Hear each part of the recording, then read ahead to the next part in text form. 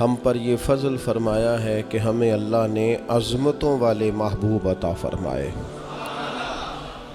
نبی پاک صلی اللہ تعالیٰ علیہ وسلم کا علم بھی بڑا عظیم ہے، حضور کے معجزات بھی بڑے عظیم ہیں، کمالات بھی بڑے عظیم ہیں، فضائل، شمائل، خصائل۔ حضور کو اللہ تعالیٰ نے جس زاویے، جس سمت سے عطا فرمایا ہے تو عظیم ہی بنایا ہے۔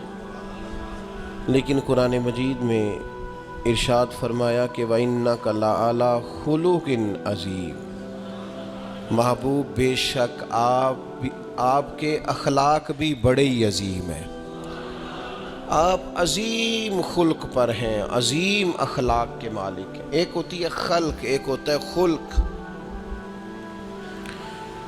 خلق کہتے ہیں انسان کی ظاہری تخلیق کو، اس کی ظاہری خد و خال کو، صورت کو، اور خلق کہتے ہیں اس کے باطنی اوصاف کو، اس کی سوچ کو، اس کی نرم دلی کو، اس کے اچھے جذبات کو، اس کے خلوص کو، اس کی عاجزی کو، اس کی محبت کو، اس کے للہیت کو، اس کے باطن کے اندر جو لوگوں کے لیے اچھے جذبات ہوتے ہیں، اس کو خلق کہتے ہیں۔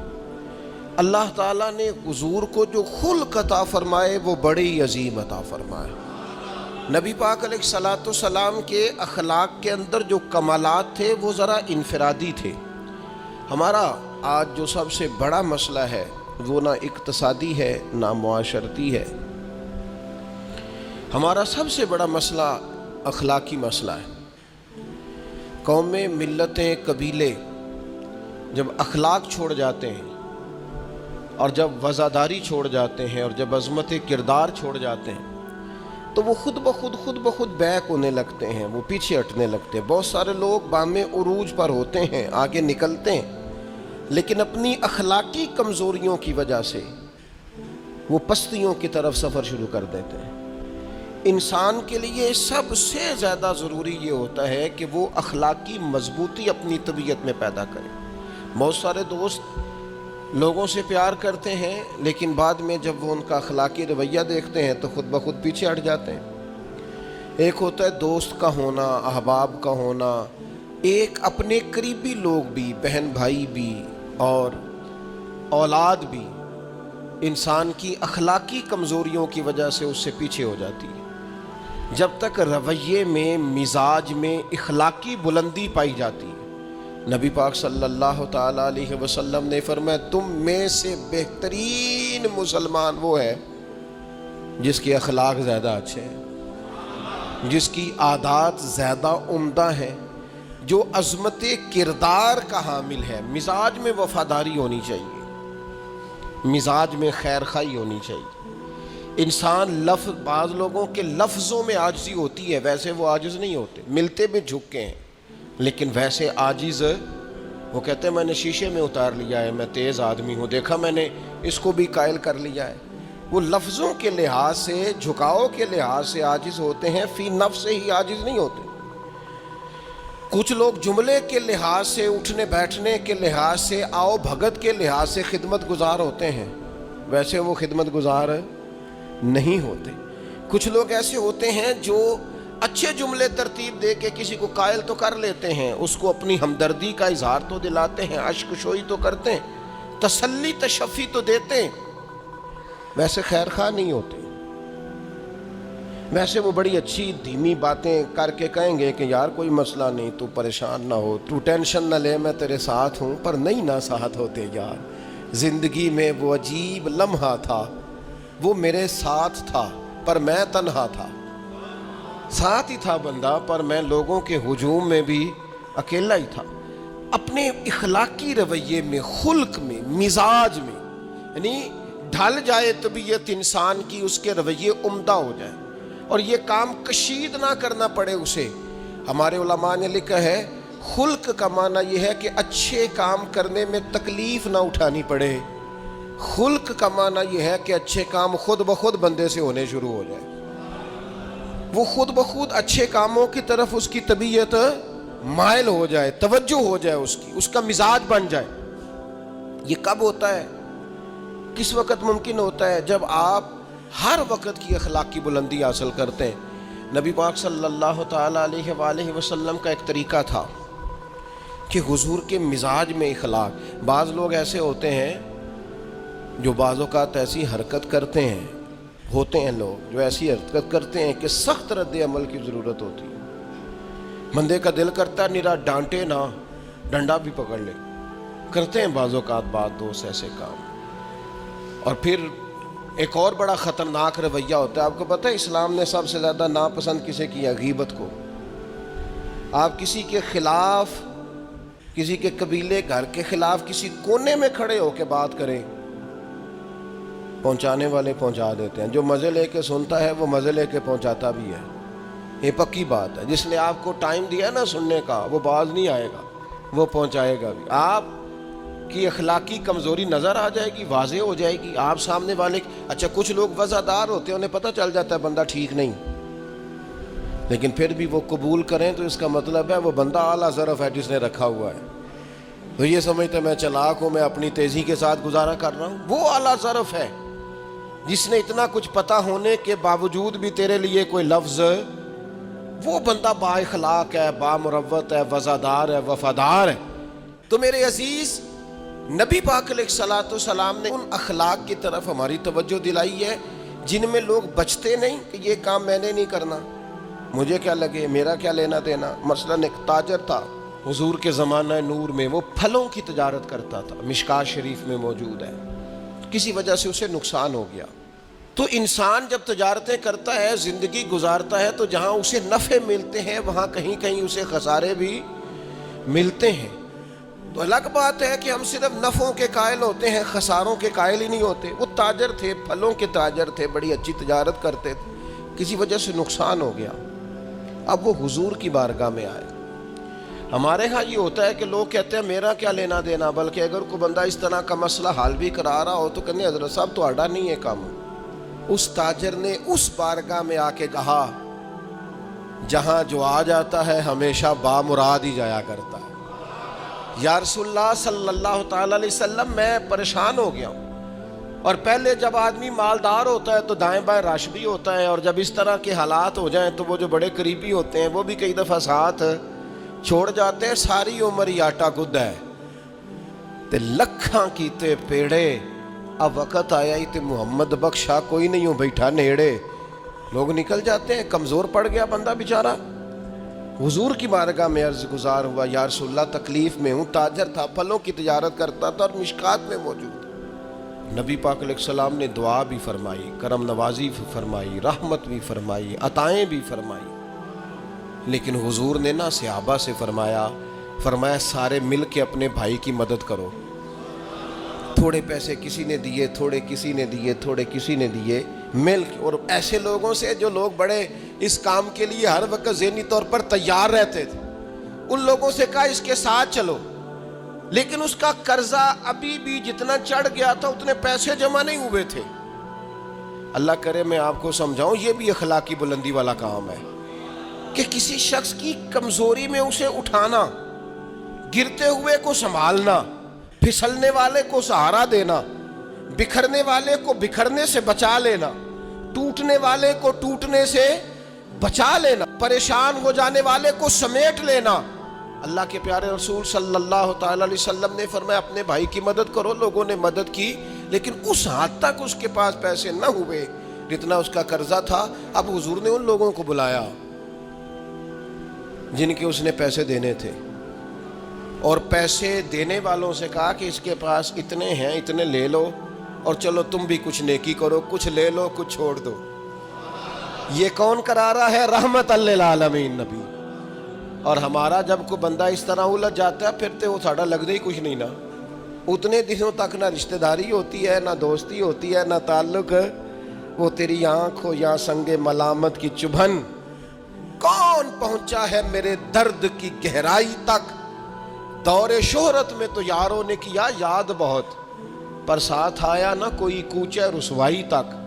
جب حالات خراب ہوتے ہیں تو سب سے پہلا کام یہ ہوتا ہے میرا تعلق کوئی نہیں، اور جب ٹھیک ہوتے ہیں تو پھر بڑی لمبی رشتہ داری نکلتی ہو کہتے ہیں وہ بڑی دور کے میرے قریبی تعلقات ہیں۔ بڑا دور کا رشتہ ہے اور میرا بڑا قریبی لین دین ہے. تو بڑی عمدگی سے لوگ بڑی دور شہرت میں تو یار ہونے کی یا یاد بہت، پر ساتھ آیا نہ کوئی کوچائے رسوائی تک.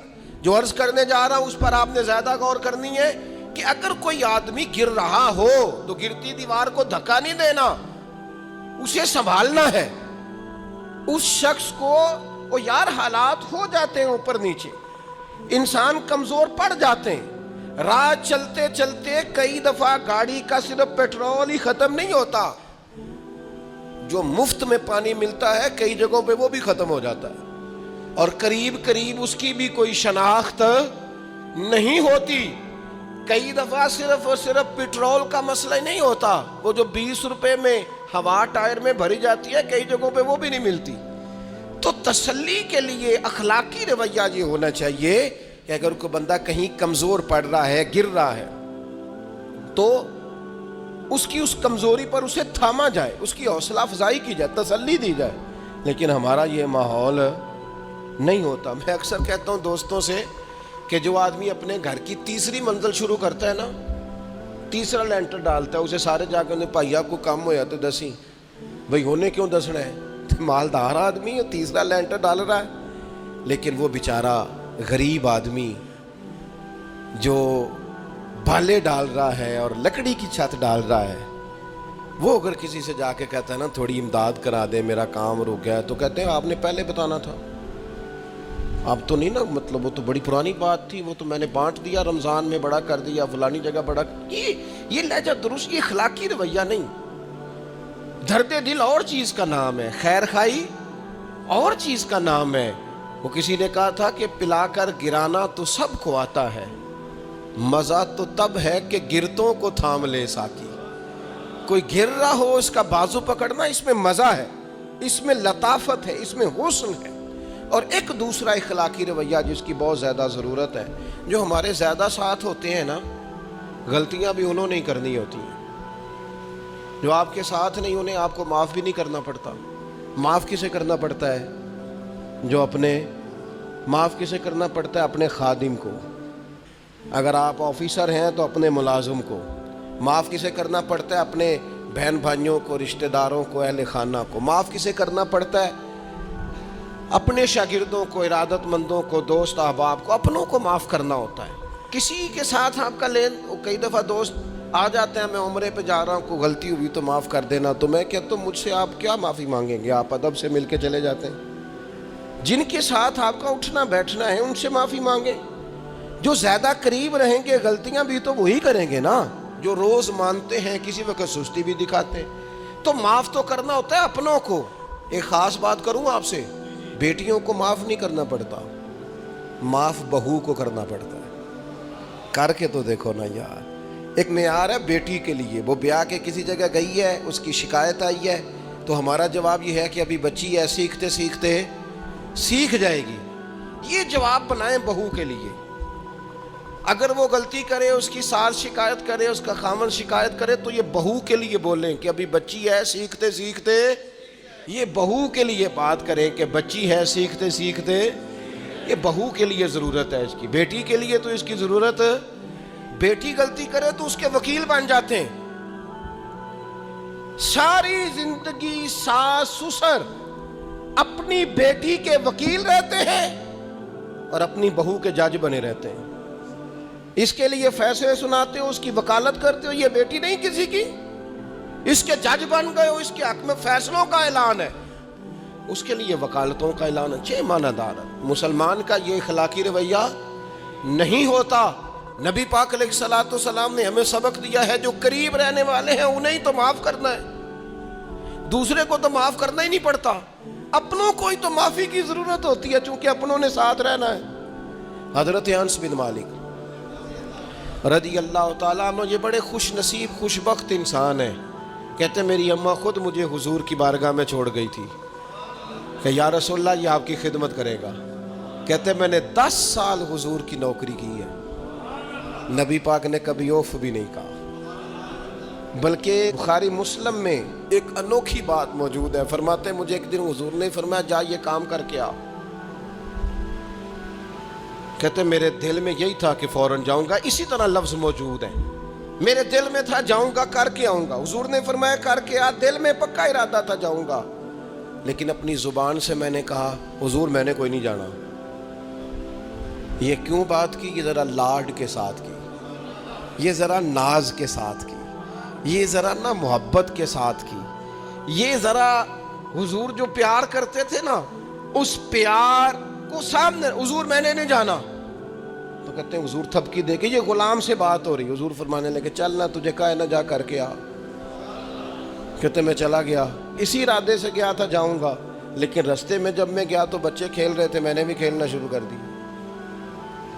کھیل رہا ہوں دیر ہو گئی. حضور نے بھیجا تھا کسی کام. اب جب زیادہ دیر ہوئی تو کریم گھر سے نکلے, اور جب حضور نے مجھے دور سے دیکھا اور مجھے کریم کے آنے کا پتہ چلا تو اب میں ڈرا. اب میرا انداز بڑا جدا گانا ہو گیا جو کہ حضور نے بھیجا تھا. یہ تو خادم کی بات ہے نا. اے سچی گل دسیا جے اپنا منڈا بھی کدے نہ جائے تے او تینوں میں کلیا سی, تو گیا کیوں نہیں؟ ناراض نہیں ہونا آپ نے, لیکن چلو بچہ ہے, کسی وقت دیر سویر بھی ہو ہی جاتی ہے, کیوں اتنی سختی کرتے ہیں؟ حضرت انس بن مالک کہتے ہیں جب حضور کو آتے دیکھا تو میں پوری طرح ڈر گیا, لیکن کریم محبوب جب میرے قریب آئے اور مجھے ڈرا ہوا دیکھا نا, تو پھر رحمت للعالمین محبوب کی رحمت کا بادل چھایا. اور جب حضور مجھے دیکھ کے ہنسے نا, بس وہ ہنس گئے اور میرا کام بن گیا. بس کریم تھوڑی دیر ہوئی, ایک آیا کالیاں زلفاں والا, ایویں دو کڑیاں میرے من وچ رکیا تے کر گیا نور اجالا. بات بن گئی, بات بھی ٹھنڈی ہو گئی. تو حضور فرمانے لگے میں نے کہا تھا جاؤ, گئے نہیں. اب جب حضور مسکرا گئے تو بات ہی ختم ہو گئی. یا رسول اللہ صلی اللہ علیہ وسلم جانے لگا ہوں. تو حضور نے پھر شروع سے بات شروع کر دی. حضور جانے لگا ہوں. فرمایا جا دوڑ کے آ, پھر جو کہا تھا وہ کر کے آ. لیکن وہ بیچ میں جو دیر ہوئی تھی, وہ جو لیٹ ہوئی تھی, اور جو میں کہہ کے آیا تھا میں نے نہیں جانا, حضور نے اس بات پر مجھ سے کوئی سختی نہیں کی. میرے عزیز, اپنوں نے تو غلطی کرنی ہے, معاف کس کو کرنا ہے؟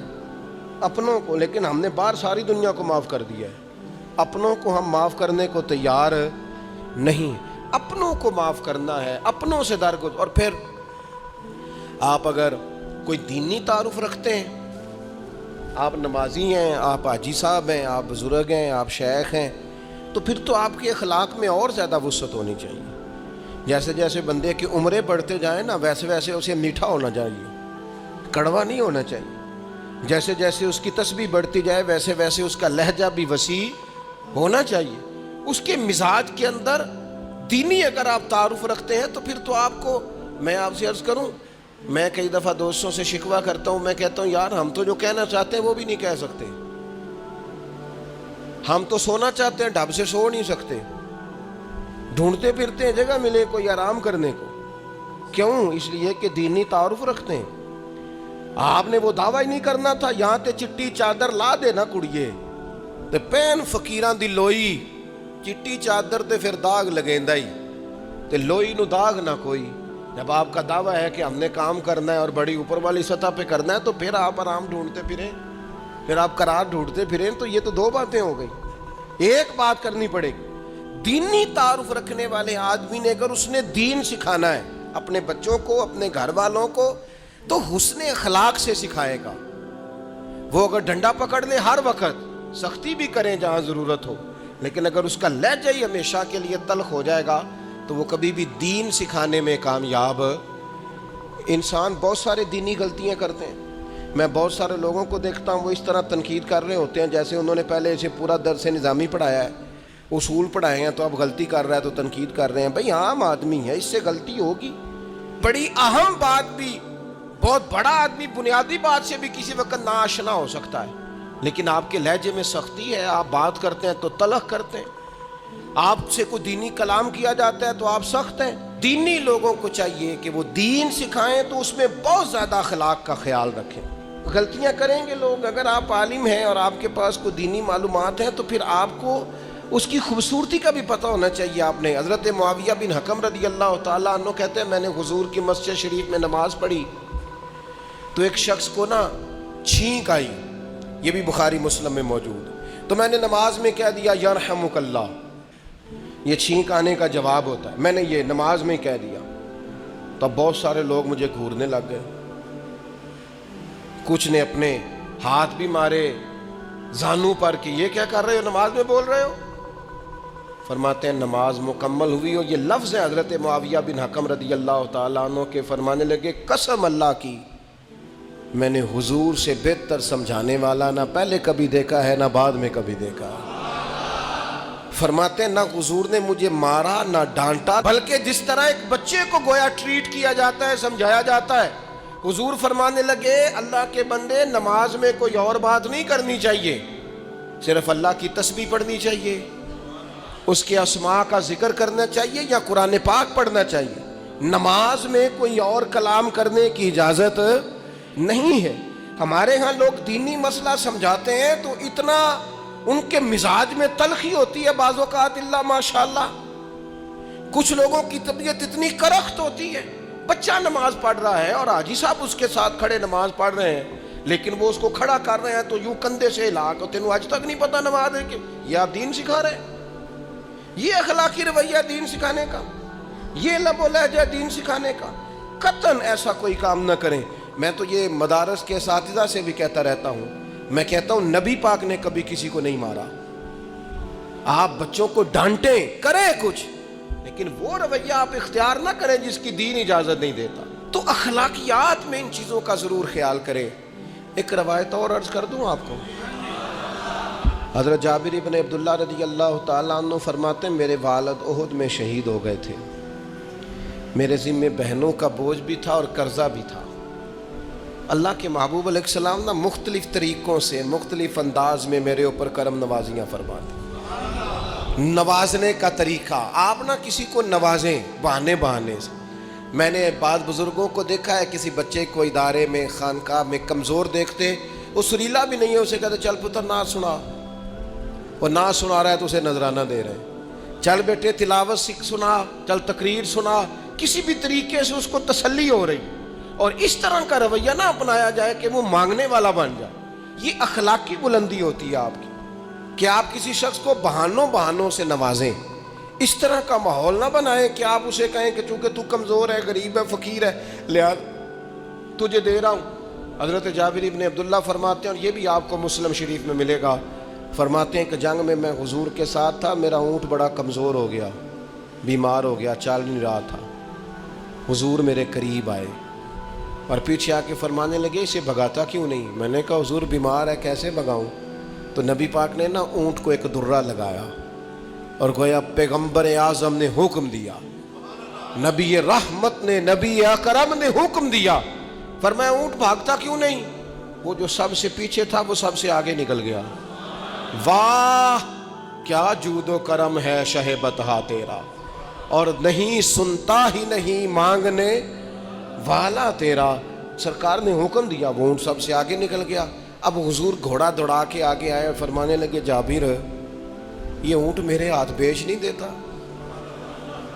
وہ بیمار تھا، حضور کے حکم سے بھاگا ہے، فرمایا بیچ نہیں دیتا؟ کہا نہیں یا رسول اللہ ویسے ہی رکھ لیں، فرمایا نہیں میں پیسے دوں گا۔ یا رسول اللہ آپ کا یہ ہے، فرمایا نہیں آپ قیمت بتائیں۔ حضور ٹھیک ہے اتنے کا اونٹ ہے، میں مدینہ طیبہ جا کے آپ کی خدمت میں پیش کر دوں گا۔ حضرت جابر بن عبداللہ فرماتے ہیں حضور نے مجھ سے اونٹ خریدا، مدینہ طیبہ پہنچ کر نبی پاک صلی اللہ تعالیٰ علیہ وسلم نے سیدنا بلال حبشی سے فرمایا جابر کو اونٹ کی قیمت بھی دے دو اور کچھ پیسے زیادہ بھی دے دو۔ فرماتے ہیں مجھے اونٹ کی قیمت بھی مل گئی، کچھ پیسے زیادہ بھی مل گئے، اور جب میں حضور کی بارگاہ میں حاضر ہوا اونٹ پیش کر کے اور قیمت لے کے جانے لگا تو حضور فرمانے لگے جابر جانا نہیں، قیمت بھی تیری ہے، اونٹ بھی تیرا ہے۔ نبی پاک نے وہ اونٹ بھی تحفے میں مجھے واپس دے دیا۔ یہ اخلاقی رویے کی بلندی کہ کسی شخص کی غربت میں اسے نوازنا، لیکن اس طرح کا نوازنا کہ اسے محسوس نہ ہو کہ مجھے امداد دی جا رہی ہے۔ تو اپنے ان چند ایک اخلاقی رویوں پر ضرور توجہ کریں۔ ایک تو سب سے جس کو آپ دیکھیں کمزور ہو گیا ہے، گر رہا ہے، پریشان ہے، اس کا ضرور خیال کریں۔ لوگ بڑے بڑے تیز دوڑتے ہیں، کسی جگہ پھر گر بھی جاتے ہیں، گرتے ہوئوں کو سنبھالنے کی کوشش کریں۔ دوسری گزارش یہ کی ہے میرے عزیز، جو ہمارے قریبی لوگ ہیں انہیں تو ہم نے معاف کرنا ہے، اپنوں کو ہی تو ضرورت ہوتی ہے کہ درگزر کر کے اپنے ساتھ رکھا جائے، پیار کر کے اپنے قریب کیا جائے۔ اور تیسری گزارش یہ ہے کہ اگر آپ کسی کو دینی پیغام دینا چاہتے ہیں تو نہایت محبت کے ساتھ، نہایت خلوص کے ساتھ دینی مسئلہ آپ کسی کو بھی بتائیں تو اسے چھوٹا بچہ سمجھ کر آپ ڈیل کریں، شدت نہ اختیار کریں دین بتانے میں، وہ لہجہ اختیار نہ کریں جس لہجے میں محسوس ہو کہ آپ خود بااخلاق نہیں ہیں تو آپ کسی کو کیا سمجھائیں گے۔ اور چوتھی گزارش یہ کی ہے، جب کسی کی مدد کریں اسے رسوا کر کے نہیں، کسی کی پھیلی جھولی دیکھ کر خوش ہو کے نہیں، بلکہ آپ اعزاز بھی اس شخص کو عطا کریں اور رویہ اس طرح کا اختیار کریں جس میں محسوس ہو کہ اس کی عزت نفس مجروح نہیں ہوئی۔ ان چیزوں کو پیش نظر رکھ کے جب اخلاقی بلندی ہم حاصل کریں گے نا، ایک میں اور بات بڑی ضروری آپ کی خدمت میں عرض کروں، جو آدمی بھی اپنے آپ کو بڑا سمجھتا ہے، وہ مالی طور پہ بڑا ہے، علمی طور پر بڑا ہے، عہدے کے طور پہ بڑا ہے، قبیلے کے طور پہ بڑا ہے، خاندان میں بڑا ہے، وہ کسی بھی مقام پر کسی بھی انداز میں بڑا ہے، اللہ نے فضل کیا وہ بڑا ہو گیا، اسے سمجھ آ گئی ہے کہ کچھ لوگ میری بات سنتے ہیں، میرا فیصلہ مانتے ہیں، تو وہ اچھی طرح سمجھ لے کہ اگر وہ اللہ کے فضل سے اسے کوئی موقع مل گیا ہے بڑا ہونے کا تو وہ اپنے اخلاق کو بڑا کرے۔